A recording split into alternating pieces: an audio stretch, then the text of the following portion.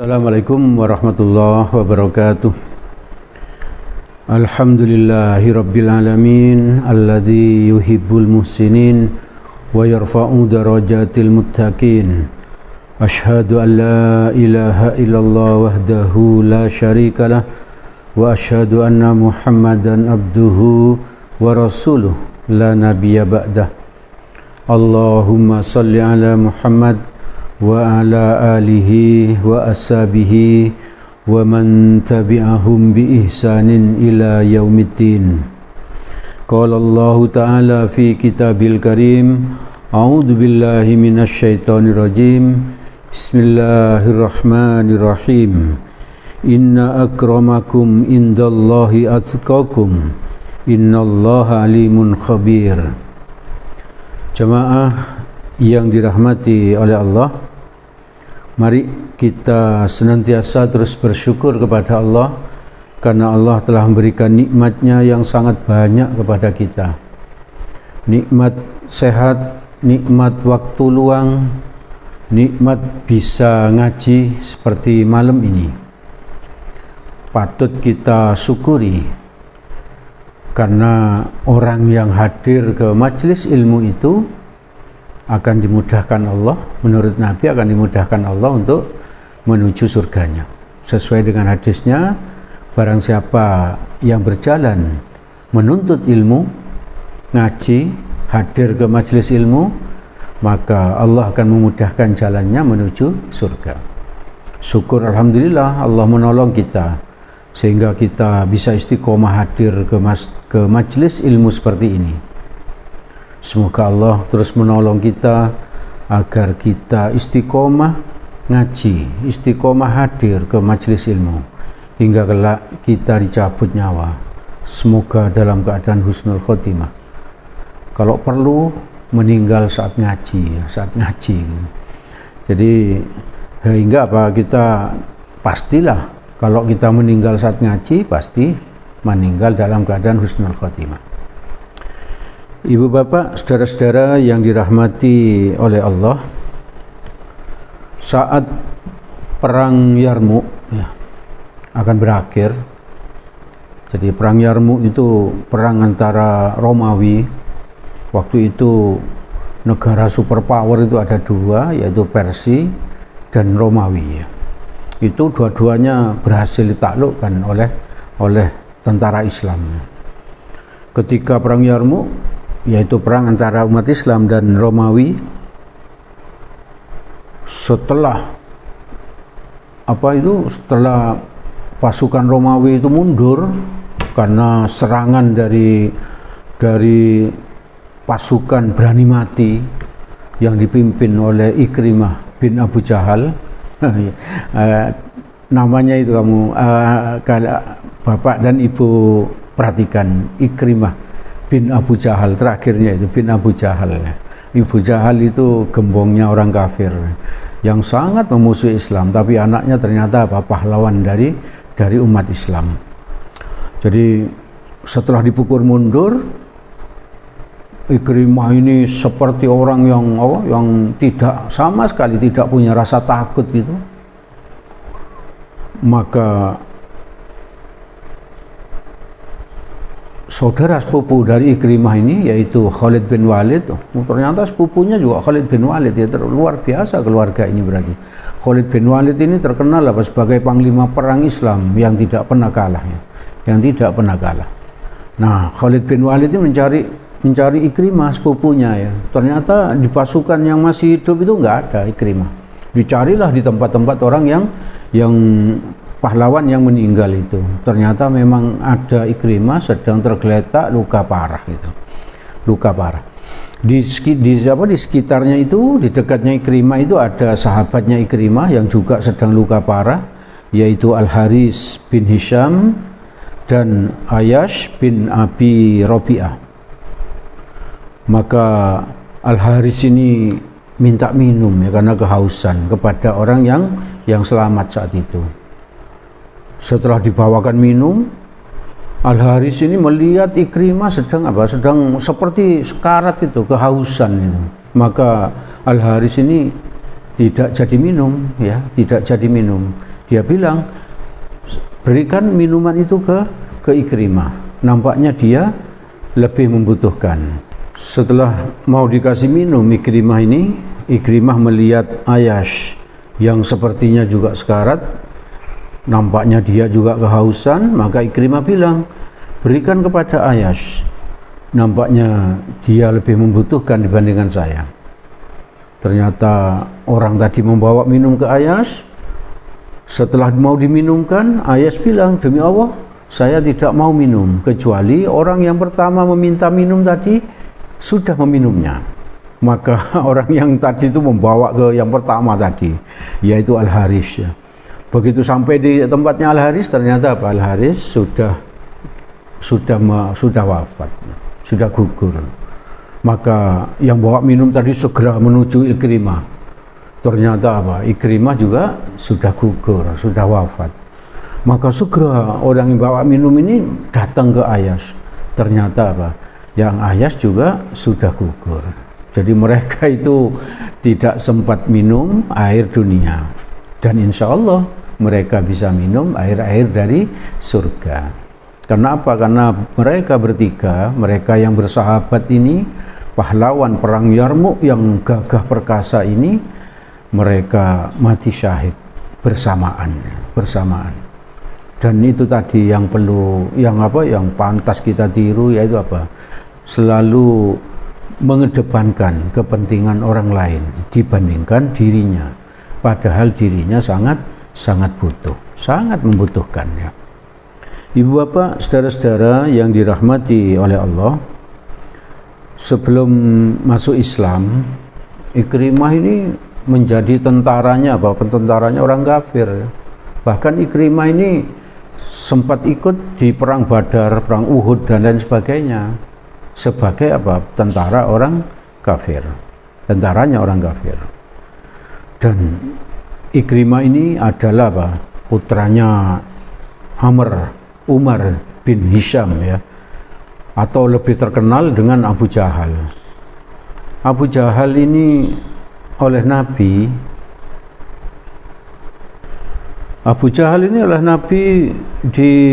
dijuluki Fir'aunnya umat ini. Karena apa? Karena dia itu pemimpin orang kafir dan dia terkenal sangat jahat, ya, sangat jahat kepada orang Islam. Kalau ada orang Islam, orang yang baru masuk Islam dari kalangan budak, maka sama dia disiksa habis-habisan, luar biasa kejamnya, luar biasa. Makanya oleh Nabi disebut Fir'aunnya umat ini. Dan ia hidup di Mekah sebagai musuhnya Allah dan musuhnya Rasul. Ia selalu berusaha membunuh Nabi, tapi nggak pernah berhasil. Tapi walaupun sikapnya Abu Jahal seperti itu, Nabi sempat berdoa tentang Abu Jahal ini. Doanya begini, ya Allah, kuatkanlah Islam dengan salah satu Umar, yaitu Umar bin Hisham atau Umar bin Khattab. Umar bin Hisham ini Abu Jahal ini tadi. Allah mengabulkan doa Nabi ini, tapi Allah memilih Umar bin Khattab yang masuk Islam dan menjadi pembela utama dari Islam dan Rasul, ya. Lalu Abu Jahal ini meninggalnya di perang Badar sebagai pemimpin perang. Beberapa permusuhan yang dilakukan Ikrimah sebelum masuk Islam, di samping di perang Badar tadi dia kehilangan ayahnya, yaitu Abu Jahal yang meninggal saat itu. Dia menjadi salah satu pemimpin di perang Uhud, pemimpin orang kafir di perang Uhud. Dia pemimpin di sayap kanan, sedangkan sepupunya yaitu Khalid bin Walid pemimpin di sayap kiri. Berarti kualitasnya Ikrimah ini sebanding dengan kualitasnya Khalid bin Walid. Tapi masuk Islamnya duluan Khalid bin Walid. Dan karena dendamnya yang kesumat, seorang Ikrimah ini di perang Uhud. Kenapa kok dendam kesumat? Karena ayahnya Abu Jahal meninggal ketika perang Badar. Dia ingin menuntut balas kepada pasukan Islam. Maka dia juga membawa istrinya, yaitu Ummu Hakim, ke medan perang. Untuk apa?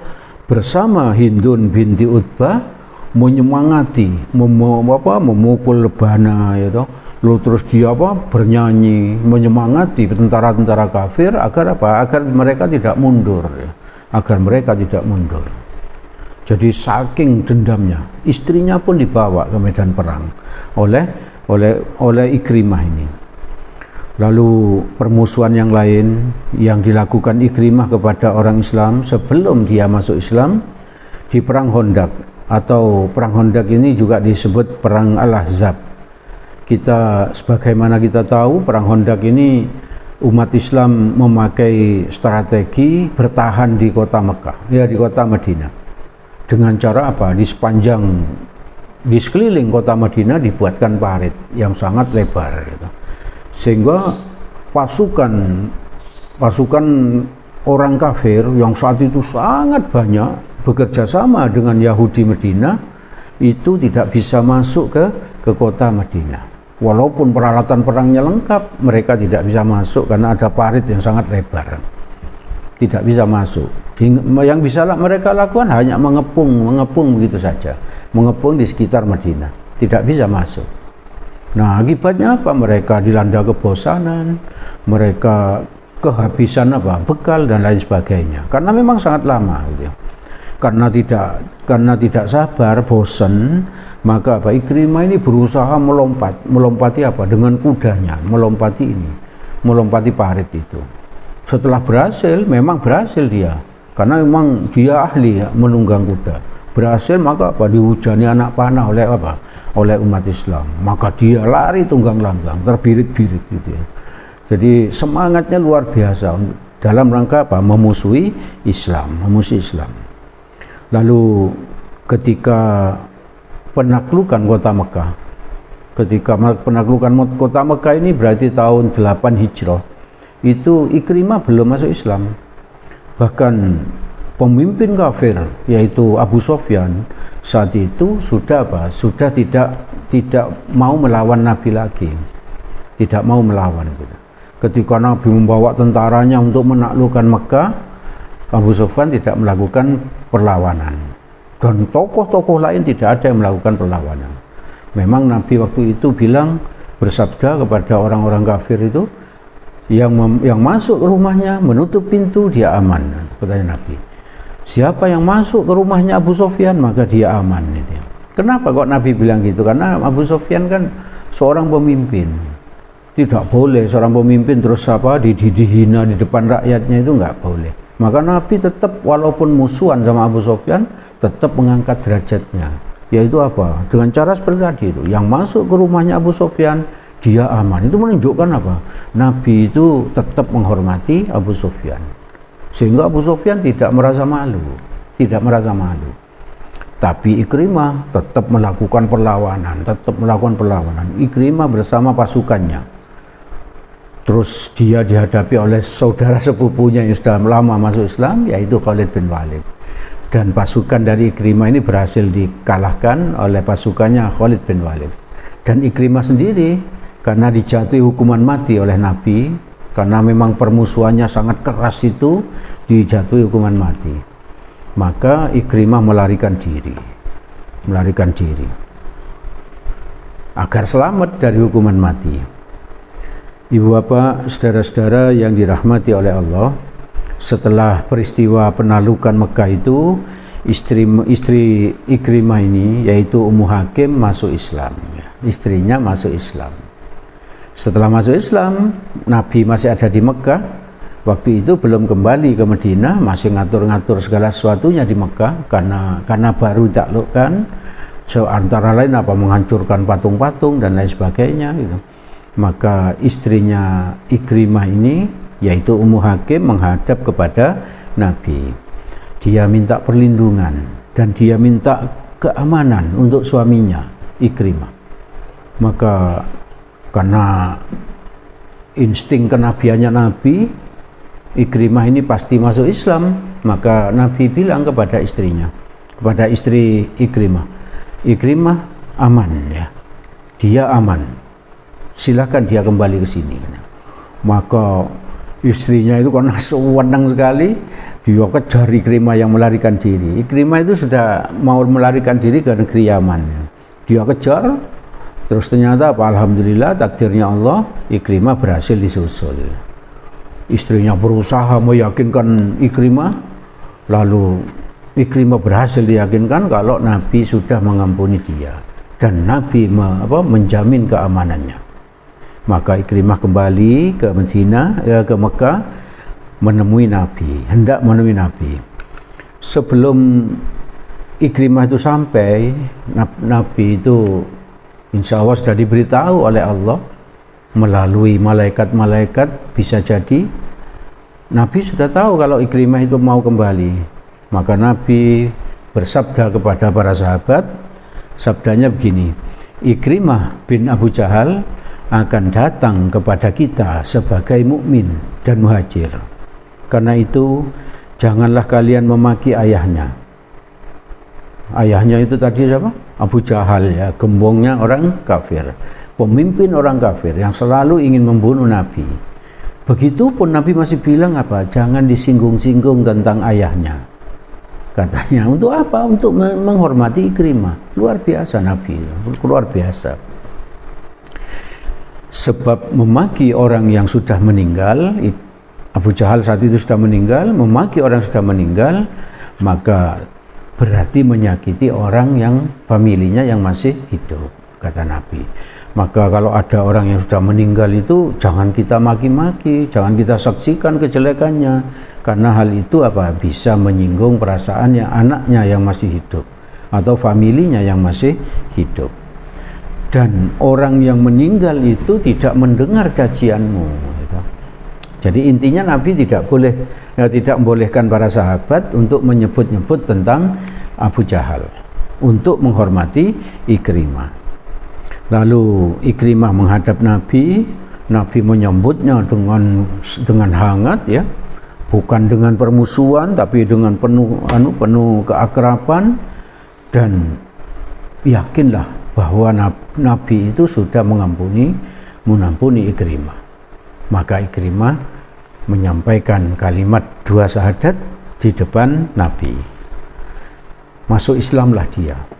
Ikrimah, musuh besarnya orang Islam, orang yang sangat memusuhi Nabi, seperti ayahnya, pernah menjadi panglima perang untuk memusuhi Nabi, akhirnya masuk Islam, mendapatkan taufik, mendapatkan hidayah dan taufik dari Allah.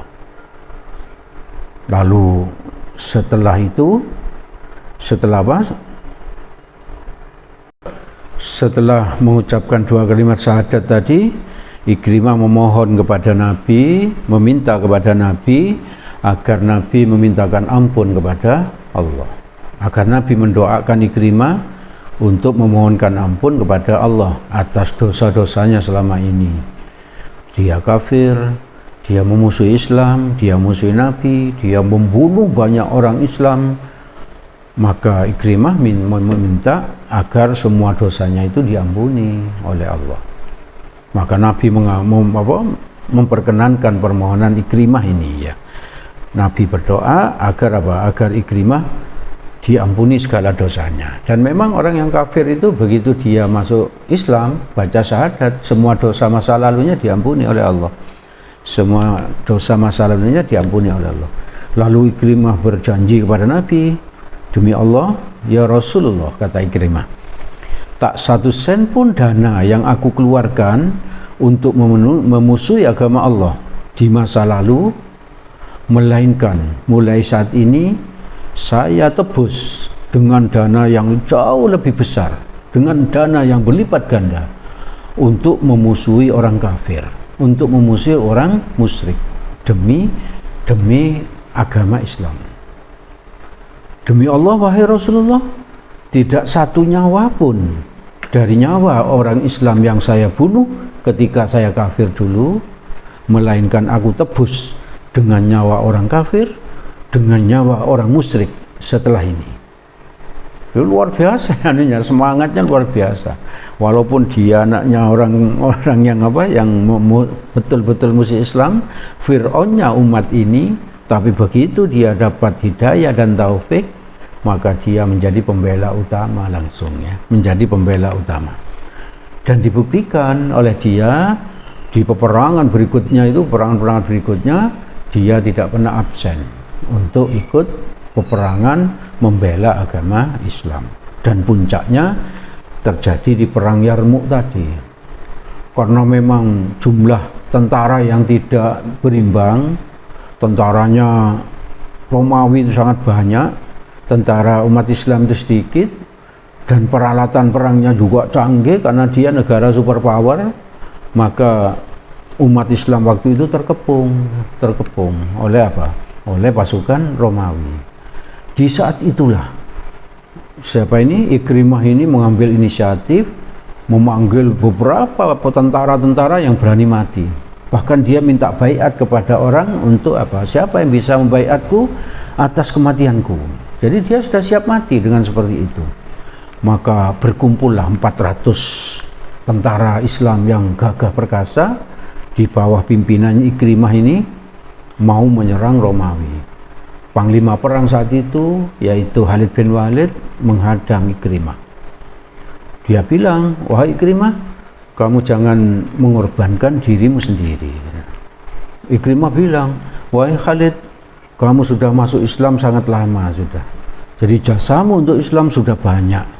Sedangkan aku baru masuk Islam. Bahkan saya memusuhi Islam sangat lama. Jangan kamu halangi aku untuk apa? Untuk menebus kesalahanku di masa lalu." Mendengar tekadnya itu, Khalid bin Walid membiarkan Ikrimah maju. Dan dia seperti ribuan tentara gitu. Karena apa? Dia mengamuk menghadapi musuh. Komandannya, panglima perangnya Romawi kaget dengan seperti itu. Lalu berusaha untuk membunuh Ikrimah.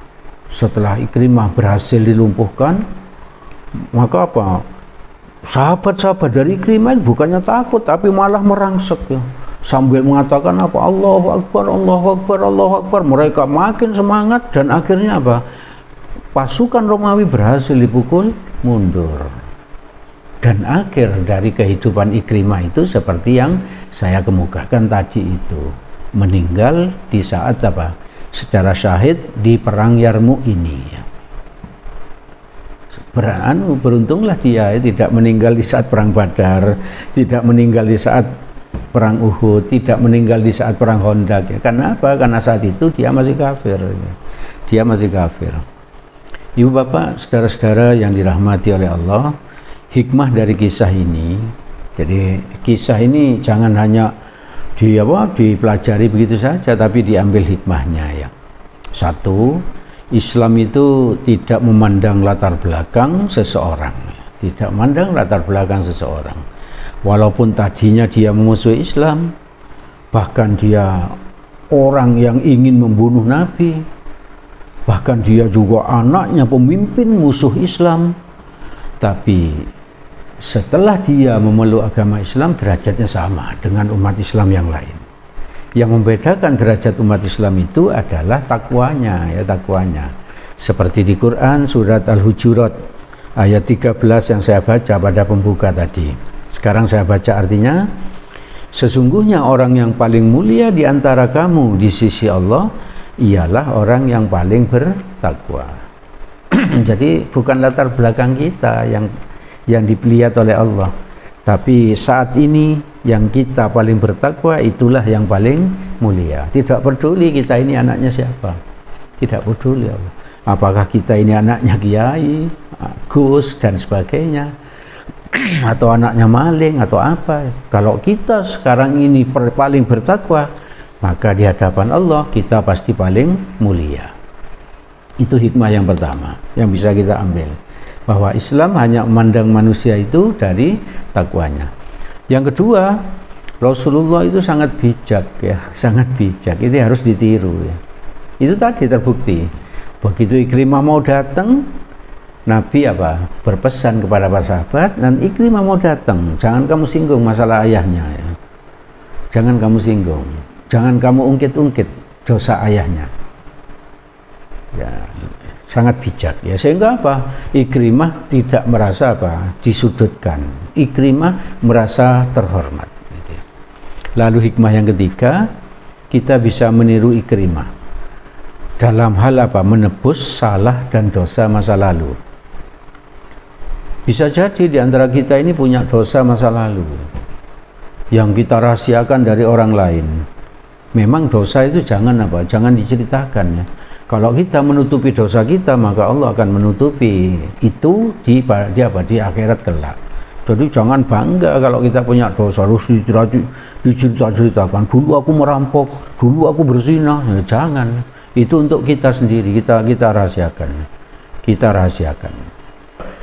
Jadi Ikrimah dengan penuh penyesalan dia bilang untuk menebus dosa-dosanya yang dulu, yaitu musuh Islam, membunuh orang-orang Islam. Maka dia berjanji kepada Nabi bahwa apa? Dia akan menggunakan hartanya, tenaganya, dan segalanya untuk apa? Untuk membalas, untuk ini nyaur utang, istilahnya seperti itu, untuk membela agama Islam ke depannya. Jadi kita pun harus meniru itu. Barangkali di antara kita ada yang apa? Yang melakukan dosa-dosa di masa lalu, kesalahan-kesalahan di masa lalu, maka mari kita sesali itu, kita taubati, lalu apa? Lalu kita berjanji kepada diri sendiri, berjanji kepada Allah bahwa apa? Ke depan ini kita akan berbuat baik ya, berbuat baik. Terutama untuk membantu siarnya agama Islam. Jadi seperti itu kita tiru, itu hikmah dari kisah ini ya, dari kisah ini. Dan tentu kalau kita cari beberapa hikmah lagi, insya Allah masih ada. Silakan Bapak Ibu cari sendiri hikmahnya ya. Dari saya cukup 3 itu dulu ya. Itu yang bisa saya sampaikan pada kesempatan ini, kisah tentang Ikrimah bin Abu Jahal ya. Dan hikmah yang bisa kita ambil. Segala yang baik dan benar semuanya berasal dari Allah Subhanahu wa taala. Semoga Allah menolong kita agar kita bisa mengamalkannya. Dan yang salah itu karena kebodohan saya. Untuk itu saya mohon maaf yang sebesar-besarnya. Mari kita tutup majelis ini dengan berdoa kafaratul majelis. Subhanakallahumma wa bihamdik asyhadu an la ilaha illa anta astaghfiruka wa atubu ilaik. Billahi taufik wal hidayah. Assalamualaikum warahmatullahi wabarakatuh.